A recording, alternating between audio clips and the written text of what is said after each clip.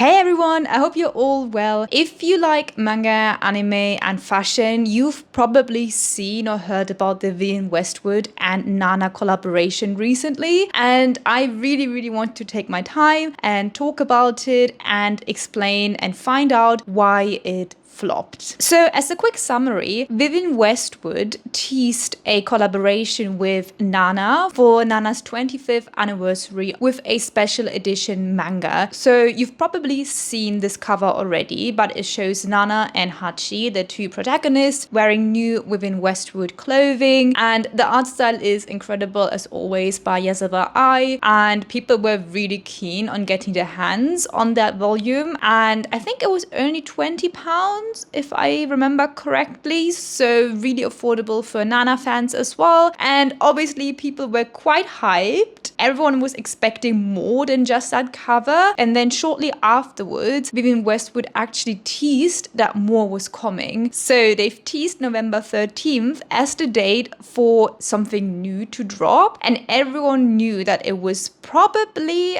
a capsule collection in collaboration with Nana. And you don't understand how hyped people were, because the fashion in Nana is insane. It has such an insane essence of Y2K, Japanese punk fashion, so many Vivienne Westwood references. The author used obviously real Vivienne Westwood clothing for reference. Just in general, an incredibly stylish manga. If you're into fashion, you just need to see all of their looks. It's crazy. Everyone was incredibly hyped, and then the collaboration dropped. So despite the hype and the huge potential, like literally Vivienne Westwood didn't even have to invent the wheel because it was all there for reference. I'm probably showing you all different outfits right now that I can think of from the manga. You see, it's a goldmine. There is so much to take from there. However, the reviews, the opinions about the collaboration were quite mixed. So instead of November 13th, again, there was no time given when exactly the collaboration was to drop, but instead of November 13th, the collaboration actually dropped on November 12th at 11 p.m. UK time, so an hour earlier than expected. And as you can imagine, it was quite sold out already, with most pieces gone right after the early drop. On the actual day of the release, so November 13th, after some time, I think in the evening or so, the landing page of the collaboration on Vivienne Westwood's website actually changed from a Nana collaboration to Nana inspired items. So when you scrolled through it, you saw a few pieces of the collaboration that were still available, as well as other pieces from, I guess, the general Vivienne Westwood website that were inspired, basically just other red and pink items that they probably thought people would like. And obviously that wasn't quite ideal that the collaboration was basically already gone or sold out on the day of the launch. It is a capsule collection. I understand that people were waiting to purchase everything, and I expected things to get sold out quickly. I think it wasn't just really handled well with the collaboration going live earlier than expected or announced, and also it kind of didn't feel super right for them to amend the landing page so quickly. You basically weren't even able to see the other collaboration items anymore, only the ones available and then anything inspired. So people weren't even able to see what has been released. Obviously there were ways online, you know, everyone was talking about it, you can see it online, but basically not on the website anymore. As of November 14th, the page changed again, so all of the items are now up again, obviously with 90% sold out, and I think the ones that are still in stock are probably quite limited. I think the jacket, for example, is only available in 1 or 2 sizes at time of recording. So while the landing page itself looks really pretty and I really enjoy how they've used the manga panels and animated them slightly, I understand that it is quite frustrating because it felt like not everyone had an equal chance to get their hands on the items. Speaking of the items, let me show you exactly what this has been released. So one of the main criticism is that a lot of Nana fans, me included, felt like it was lacking that Nana essence, right? So obviously with a collaboration, it is very hard to meet everyone's expectations. And I must say, especially for this collaborations, expectations were over the roof just because of how popular Nana has become as of recently. And obviously with all of those outfits in the manga itself, people were really expecting creative, out of the box clothing, items that would lean into that Japanese punk Y2K aesthetic. The thing is with the collaboration, you understand that this is Vivienne Westwood as a brand, so it is their interpretation of the medium they collaborate with. However, the medium itself, Nana, is known for incorporating Vivienne Westwood in literally all of the outfits. All of the fashion is inspired by Vivienne Westwood, and the characters themselves are wearing Vivienne Westwood. So there really shouldn't have been that much of a discrepancy in terms of how the actual items look like. It should really feel Nana and Vivienne Westwood at the same time, because that is basically what the fashion Nana is about. It is that combination of Vivienne Westwood and styled in a way that is both Vivienne Westwood as well as Japanese punk and Y2K. So I understand that people were a bit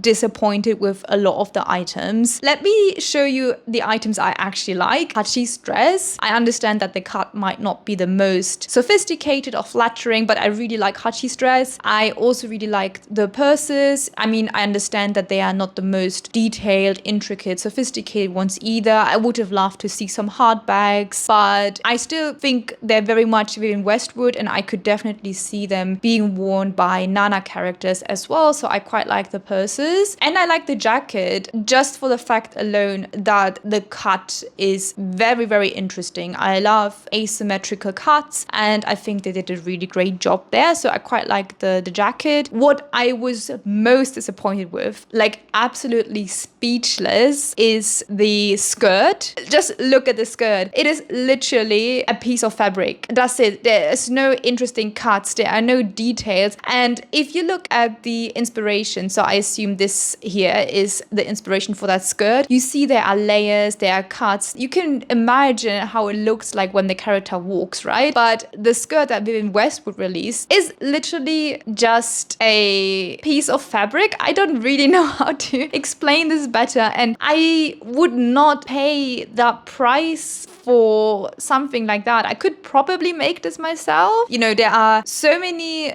Japanese punk inspired brands and punk brands that could have done such a better job. Vivienne Westwood could have taken inspiration not only from the manga itself, but also from their previous collections, right? So I feel like there is so much wasted potential. I feel like that is one of the worst items Vivienne Westwood ever released. I'm so sorry I said that, but I was speechless. I was like, what is this? Apart from the skirt, I also know a lot of people were really, really anticipating Shin's lighter. There was no way they would have not released that lighter. It is so iconic. It's basically Vivienne's orb necklace, but it is basically a bigger version of that, and you can open it to light, I guess, your cigarettes. It's a lighter, right? So it is so iconic. So when it released, I was also a bit surprised because it didn't release in any other color but gold, and the orb necklace in the manga is silver. So people were so shocked that Vivienne Westwood made a mistake like that to release the item in such a different colorway. I think I would have been fine if it released in two different colors, but it almost felt lazy. And then the orb itself, at least in the product photos, it kind of looks a bit cheap, I want to say. I can't put my finger on it, but it feels quite, you know, when you see a gold accessory and you can tell it's actually brass, which it is not gold, it's brass. I've seen pictures online of the orb lighter in person, and it seems to look much better in person actually. So it might also be just the way they've taken the photos for the product online. But regardless, it is around £990 from what I know, so almost £1,000. And paying for that when it's actually brass and not even as accurate as it could have been is quite a bold move, I want to say. And I I've also heard that the collection released with some sort of artificial scarcity. So for example, I've heard that the orb lighter is very limited, so there are supposedly only 250 in the world. I think every Vivienne Westwood shop that had the collaboration in store only had one lighter in store per shop, and that's it. And once gone, it's gone. So I think this kind of artificial scarcity that Vivienne Westwood created probably made them justify that price. And I think that's something that doesn't sit right. I feel like that's something that wouldn't have sit right with Vivienne Westwood, so the designer Vivienne Westwood in the first place, which reminds me that I read online, and again, take this with a pinch of salt because I don't know if it's true. Apparently, Vivienne Westwood has rejected collaborating with Nana in the past for certain reasons, and I'm not quite sure if this is the truth and also what her reasoning behind it is, if it is the truth. I can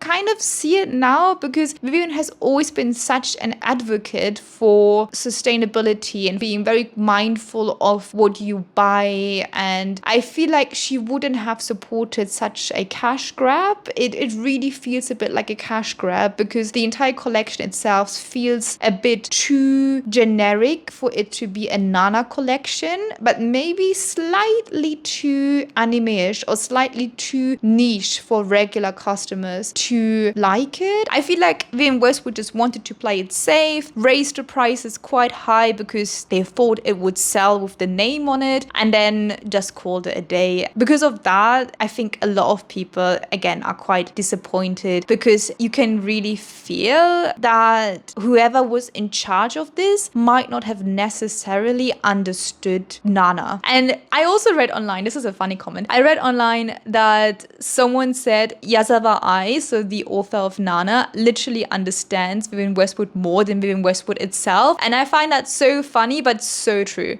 Look at the Japanese alternative fashion scene and the way they incorporate Vivienne Westwood items. I honestly feel like there is such an eye for detail, a deep understanding of that punk essence that Vivienne Westwood has, that Vivienne Westwood nowadays just can't replicate for some reason. So it is very interesting. By the way, just a small disclaimer, I know I say punk a lot, and I understand that Vivienne Westwood in Japanese punk is very different from the actual punk scene, because obviously there's a big difference between the commercialized mainstream kind of punk that Vivienne Westwood is, and obviously a lot of Japanese subcultures as well, and the actual roots of punk. I just wanted to put that out there before anyone says anything about that. I'm aware, I'm just talking about, I guess, Japanese punk here and Vivienne Westwood. I also just wanted to say at this point that when I saw parts of the collection, I actually immediately had ideas of how I would want it to make it better. So just for example, these pair of trousers, they are so boring. It's just a specific type of fabric and then they called it a day. And I feel like it could have had so much potential. Look at Nobu's trousers here. I feel like just a few more details just to make it a little bit more Nana-ish would have been enough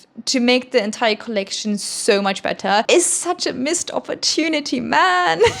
Speaking of lazy, when the collection dropped on November 13th, I saw that Vivienne Westwood linked to an interview with them and Yazawa Ai, and I'm a sucker for stuff like that. I love reading up on the author's thoughts. I love reading up on the people involved in collaboration. So I was really, really excited to read that interview. And obviously it was very surface level, but still quite interesting. I didn't know that, for example, Yazawa Ai was mainly interested in music. I thought her main purpose for Nana was fashion, but she actually only used fashion to visualize and vocalize music in a way that you can't do otherwise in manga because there's no sound. So I found that quite interesting. However, the interview itself on the website, again, it seemed like the person who was in charge was so lazy because, for example, they had the same question and answer in there twice, and then also one question had the wrong answer because it was just a copy and paste of a different answer to a different question later on. So that specific question, we just don't know the answer from the author because it's a wrong answer copied in there. So I was like, were you not prepared? Did you really not care? I think it just really added up to that kind of laziness feel. In Vivienne Westwood's defense, I think the manga panels, again, the animated manga panels are so beautiful. I really, really enjoyed that. And I've seen that they collaborated with a few creators as well, who all styled Vivienne Westwood in their own way. So I really appreciated that as well. I think it looked really, really great. So, but that kind of leads to my next point, which is the PR disaster, because obviously before the collaboration dropped, not much was known about it. And then only after it dropped too early, again, with most things sold out, with most people not actually being the biggest fan of all of the collection pieces, that's when Vivienne Westwood started posting about the collaboration, posting about the items, all with the caption "now available." So a lot of people felt quite offended by that, because they felt quite betrayed not having had the chance to get their hands on anything. I think definitely there is room for improvement for any future collaborations here.